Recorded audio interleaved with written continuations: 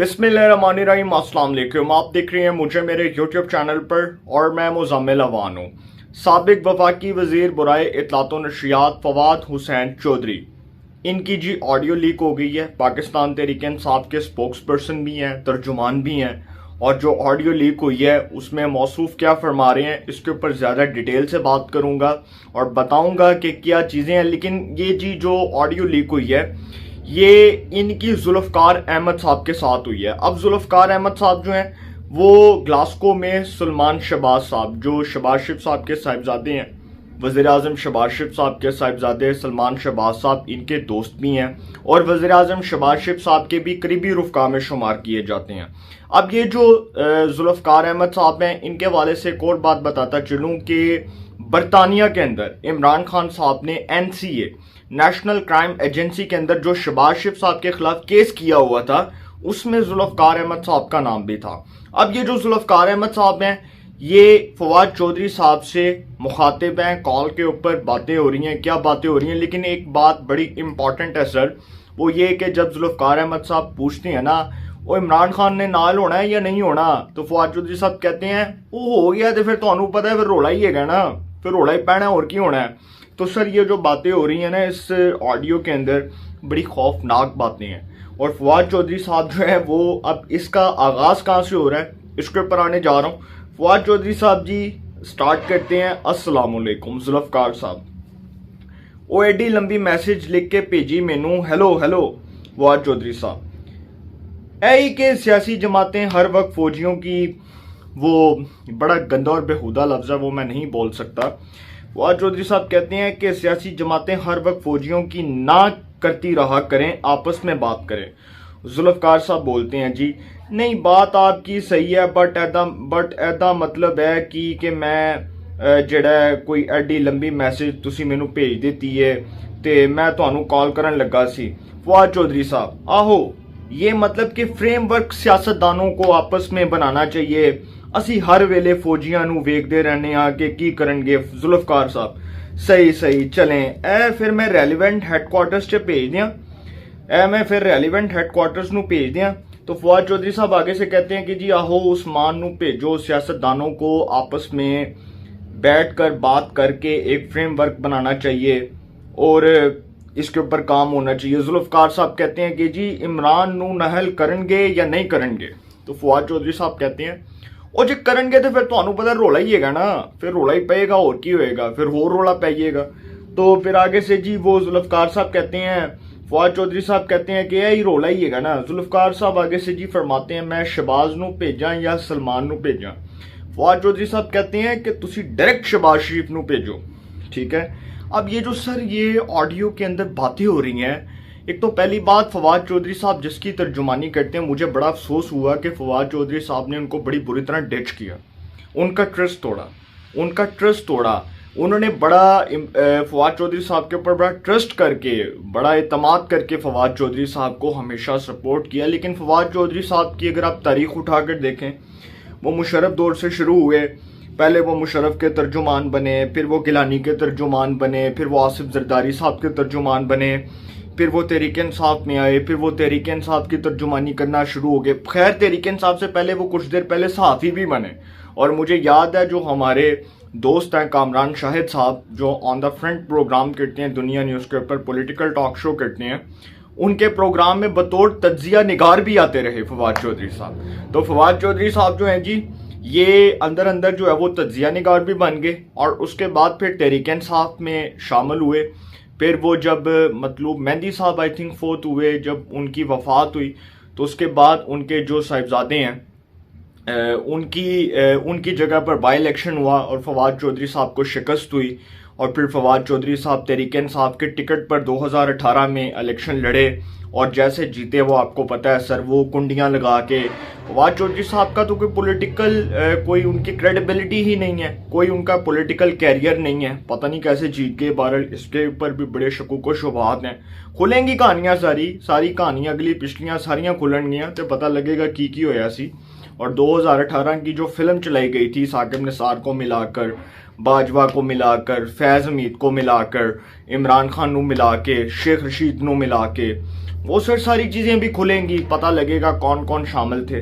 तो ये जो है ना सर, ये असल में ऑडियो है जिसके अंदर फवाद चौधरी साहब के हवाले से बातें आई हैं। और फवाद चौधरी साहब जो है अब इसको डिनाई तो नहीं कर सकते। अगर इसका फ्रॉन्जिक करवाना चाहें तो पाकिस्तान में किसी भी जगह से इसका फ्रॉन्जिक करवा लें, अगर बाहर के किसी मुल्क से फ्रॉन्जिक करवाना है वहाँ से करवा लें।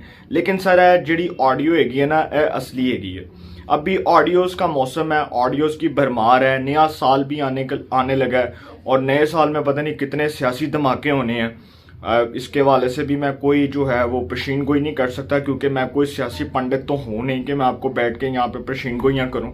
तो ये सर हामिद मीर साहब जो हैं, उन्होंने ख्वाजा साद रफ़ीक साहब के जो वालिद मोहतरम हैं उनकी बरसी के मौका पर ये एक बड़ी इम्पॉर्टेंट बात की थी। जब वो ऑडियंस से कर रहे थे, गुफ्तगू कर रहे थे, तो उसमें उन्होंने बड़ी एक इम्पॉर्टेंट बात की थी ख्वाजा साद रफ़ीक साहब ने कि जनरल कमर जावेद बाजवा साहब जो हैं वो उन दिनों में इमरान खान साहब के इक़्तिदार के दिनों में शहबाज शरीफ साहब को वज़ीर-ए-आज़म बनाने की पेशकश भी कर चुके थे, लेकिन वो इस हवाले से कि जी हमें मरियम और नवाज शरीफ कबूल नहीं है।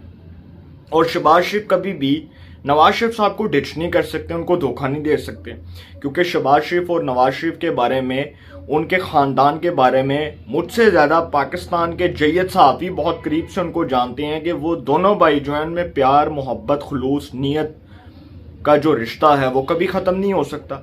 और मेरा ख्याल है कि सुहेल वड़ाइच साहब जो हैं, जितनी अच्छी तरह वो शरीफ फैमिली को जानते हैं, इतनी अच्छी तरह मैं नहीं समझता कि कोई पाकिस्तान का जैयद साहबी इतना करीब से उनको जानता होगा, उनकी फैमिली मैटर्स को, उनके घर के मामलात को, उनके अपने जो बिज़नेस के मामलात हैं, जो सियासी मामलात हैं। तो सर ये जो लड़वाने की कोशिशें थीं ये उस वक्त भी नाकाम रहीं और शहबाज शरीफ साहब ने उस वक्त भी डिनाई किया जनरल कमर जावेद बाजवा को, जो इस पूरी गेम का मास्टरमाइंड था। क्योंकि ये जनरल कमर जावेद बाजवा साहब खैर से वो शख्सियत हैं जिनको इस बात का एजाज़ हासिल है कि 2017 में जब फैज़ाबाद धरना केस की रिपोर्ट आई, उस वक्त इन्होंने क्या किया, उस रिपोर्ट को दबाने के लिए इन्होंने ये सारा कुछ करवा दिया।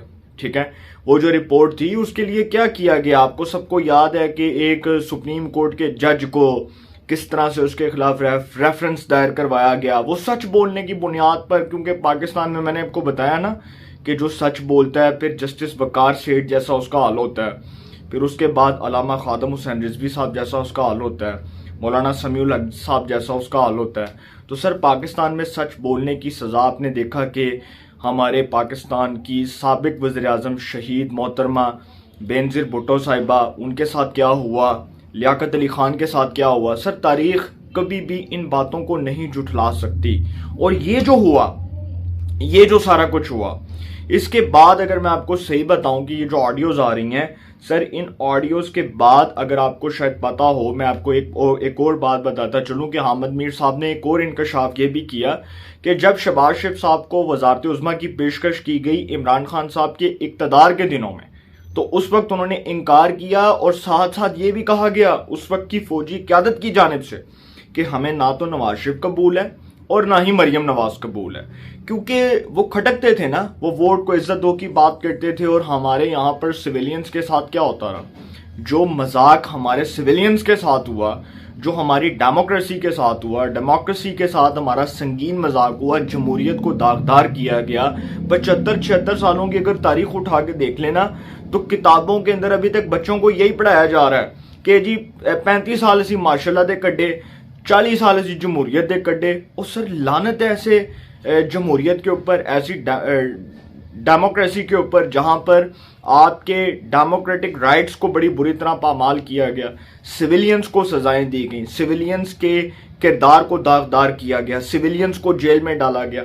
आज ये जो ऑडियोज आ रही हैं, इन ऑडियोज के ऊपर क्या तहकीकात होंगी? मैं तो कहता हूं कि सुप्रीम कोर्ट ऑफ पाकिस्तान के एक लार्जर बेंच बैठे, इसके ऊपर फुल कोर्ट बेंच बनाने का मुतालबा करे और खुद ये कहे, ये जो हमारे सहाफ़ी हैं, ये जो हमारी सिविल सोसाइटी है, ये जो हमारे दीगर लोग हैं, ये सब जाएं सुप्रीम कोर्ट और कहें कि ये जो बुशरा बीबी, ये उसके बाद जुल्फी बुखारी, फवाद चौधरी, इमरान खान की जो ऑडियोज़ आ रही हैं सर, ये मुल्क की सलामती के लिए ख़तरे हैं। सर ये मुल्क की सलामती के लिए संगीन ख़तरात हैं।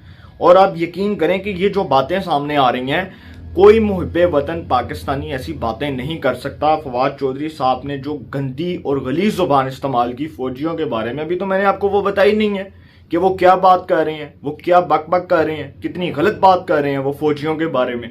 और हमारी इस्टेब्लिशमेंट, जो हमारा फख्र है, जो हमारा इदारा है, जो आपकी क़यादत है, जिसने ऐलान किया कि वो पॉलिटिक्स में नहीं आएगी, उसके बारे में क्या बातें कर रहे हैं। तो सर डायरेक्टली अगर मैं आपको ये बात करूं कि फवाद चौधरी साहब जो हैं वो बेसिकली इमरान खान साहब के एनआरओ के मुतलाशी हैं।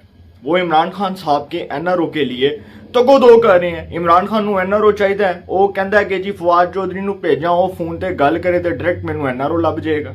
सर असल बात यह है कि इमरान खान साहब को एनआरओ चाहिए और वो फवाद चौधरी के जरिए एनआरओ हासिल करना चाहते हैं, और वो सारी गेम ही ये है। और अब जब नई क़यादत ने ऐलान कर दिया है कि हमने सियासत में नहीं आना, जनरल आसिम मुनीर साहब कह चुके हैं नहीं आना, तो सर गश पड़ रही है, मौत पड़ रही है। इसलिए क्योंकि यार नई क़यादत ने मना कर दिया कि हुण असीं ते पॉलिटिक्स करनी कोई नहीं, हुण असीं सियासत कोई नहीं करनी, जेड़ा तुसीं काम करना करो, आपे निबड़ो, जो करना करो, आओ इकतदार च 1 नंबर वोट लैके आओ। पहले तो 2 नंबर वोट लिया ना, कुंडियां लगा के आरटीएस बैठ गया, धांधली हो गई, उसको हरा दिया, इसको हरा दिया, रातों रात नून लीग के। मैं बहुत से ऐसे लोगों के नाम ले सकता हूँ, बहुत से ऐसे लोगों के नाम ले सकता हूँ।